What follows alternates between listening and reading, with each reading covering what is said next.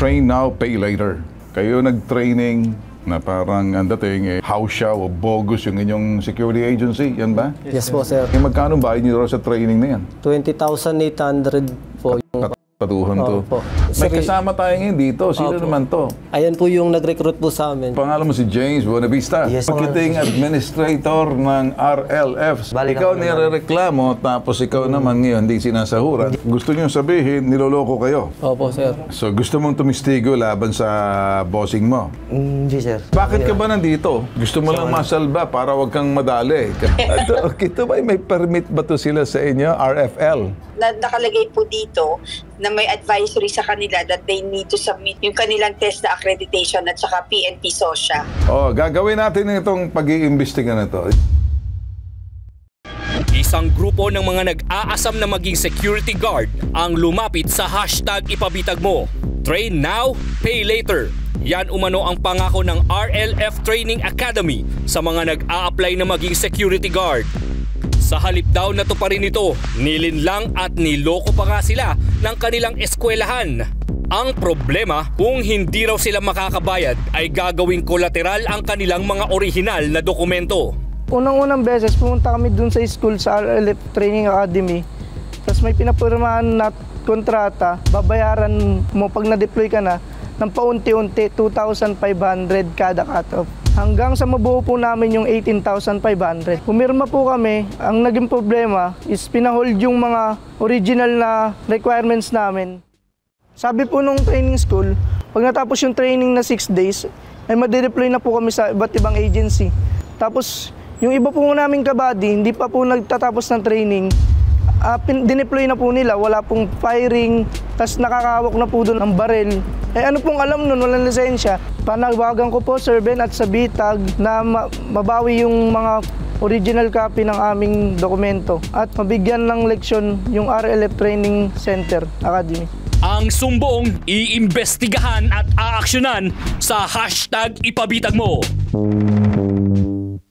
Kayo nag-training na parang ang dating house siya o bogus yung inyong security agency, yan ba? Yes po, sir. Alright. Parang train now, pay later. Yes, sir. So, security guard kayo, parang ganon. Yes. Ang training ninyo for security guard. For security guard po. Bakit kayo nagtitrain? May agency ba kayo?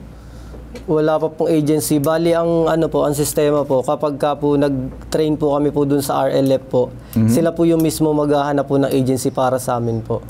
Training sila. Train now, pay later. Yes, bakit po. pa sila nagtitrain sa inyo? Hindi naman kinakailan. Dapat nasa security agency na may license, pagkatapos pangangasiwa ng Philippine National Police, yung SOSHA. Kung si training yan, magkano bayad niyo sa training na yan? 20,800 po yung Katarantatuhan to. po. So ngayon, sinong nirereklamo niyo?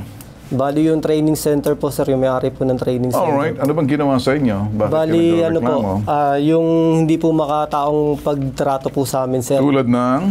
Tulad ng pagkain namin ng mabubulok na nagulay, sir. Tapos takal-takal. Nagbayad ba kayo?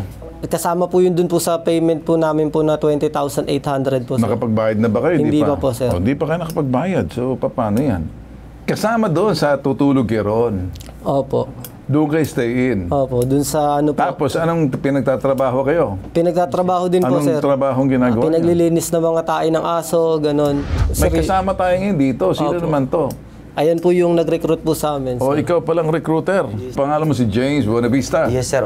Marketing Administrator ng RLF Solitario Hinorga Security Training Academy. Yes po, sir. So, itong may-ari, gusto niyo sabihin, niloloko kayo?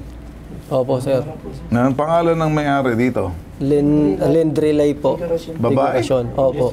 2 months po ako, sir, hindi pinasahod. Okay. Simula po nung nag-duty ako sa kanila. 2 months hindi ka sumasahod. Nag-start ako 27 March, tapos hanggang ngayon, hindi ako sir. Balik Ikaw ako nirereklamo, tapos ikaw naman ngayon hindi sinasahuran. Sila hindi pa nagbabayad. So gusto mong tumistigo laban sa bossing mo? Hindi, sir. Hindi. Titigo sa sinasabi mo. Sabi mo totoo. Tapos, totoo, sir. Hindi, yung sinabi tapos ko. ngayon. Akala ko, ano ko yung RLF, yung sabi yung tawag doon. Titistigo ka na, Bekendos yung RLF. Para rin yun. Peke, hindi ba? Totoong sinabi nila, sir, yung sa O di ibig sabihin, peke yung RFL. Hindi ko lang alam, sir, di ko sure ko. Sa totoo yung Bakit ka ba nandito?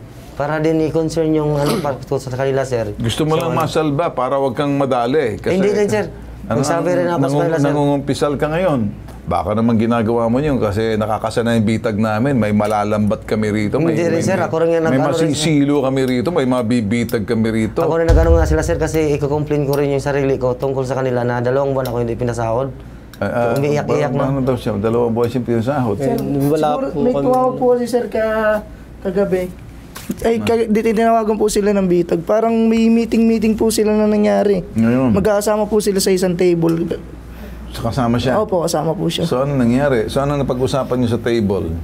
Na ako daw haharap sa pag tumawag doon, sir. Tinawagan ng bitag ang social, subalit hindi raw sila makakasagot dahil may ongoing hearing sila. Nangako sila tutulungan ng mga security guards sa problemang ito. Sa BPLO, Ma'am Margarita Santos, magandang umaga po sa inyo, ma'am. Magandang umaga, Sir Ben. Okay. Ma'am, ako'y lalapit lamang kasi may narereklamo rito ng mga nag-training daw sa security. Ito'y academy raw ata. Parang dito sa RFL Solitario, Hinorga, ano ba to? Ginorga, Ginombag Security Training Academy. Ano ba to? Mama, sorry po. Ano? Ito ba may permit ba to sila sa inyo? RFL? Sir, sa record po namin sa aming database, meron po silang permit. Okay. Sige. That's okay. 22. Pero sir, meron silang dapat i-submit sa amin.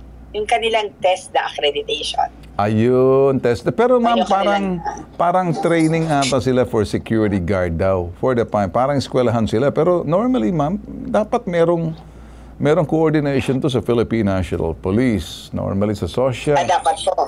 O, yun lang po, Meron ma'am. po. So, ma'am, ganito na lang. Kasama po yun sa requirements namin. Well, nakalagay po dito na may advisory sa kanila that they need to submit to the DPOS yung kanilang TESDA accreditation at saka PNP SOSIA Alright. for training to enter. Well, ma'am, ganito na lang, pagkakaubayo ko po muna sa inyo kasi ayaw ko pa rin magkamali kasi sabi niyo, meron naman silang business permit, yung nga lang, kinakailangan siguro, ma'am, baka masuri kasi may nagrereklamo po sa amin. Although, hindi naman talaga sa security agency. Security Training Academy. Yung nga lang, baka, ma'am, kinakailangan kompletohin yung papeles nito dahil naniningil daw sila ng 20,000 as school, ay siguro masuri nyo na lang, ma'am, ano? Nagrereklamo rin yung kanilang parang ganun na rin, lumapit ng kanilang marketing admin, totoo raw kung sino pinagsasabi nitong nagrereklamo, siya raw hindi na sa sweldohan. Ito, naloko na. Baka ma'am, pwedeng baka ma'am, makita nyo, masilip nyo na lang muna. Yes, sir. Tatabi muna Sir Ben, kami. Yes, ma'am. Actually, Sir Ben, nag-issue po ako ng mission order. Nako. This Okay. morning. Kaka-approve ko lang po. So, pwede pong okay lang po. For transparency, you can send your staff sige, ma'am. para Sige, ma'am. to Sige, ma'am. the inspection para po ma-document nyo rin po. Alright. But I have issued the necessary mission order na po for the inspection of the premises of this particular business. Alright, sige ma'am. With that, ma'am, kami nagpapasalamat mo dahil ay subject po yan sa inyong inspection. We reserve the right not to speak muna until such time na kompleto Yes, sir. niya po, ha? Thank you, ma'am, ha? Yes, sir. Thank you. Thank you, sir. Thank Alright, you. okay. Thank you. Okay. Ganito na lang gagawin natin. Pupunta ngayon, mag-i-inspection na. Kasi una sa lahat, ang inyong academy, wala sila accredited sa TESDA, wala rin sa PNP. Hindi ka pwede magkakandak ng eskwelahan na hindi ka nare-recognize. Yun lang, ano? So, doon muna tayo, ha?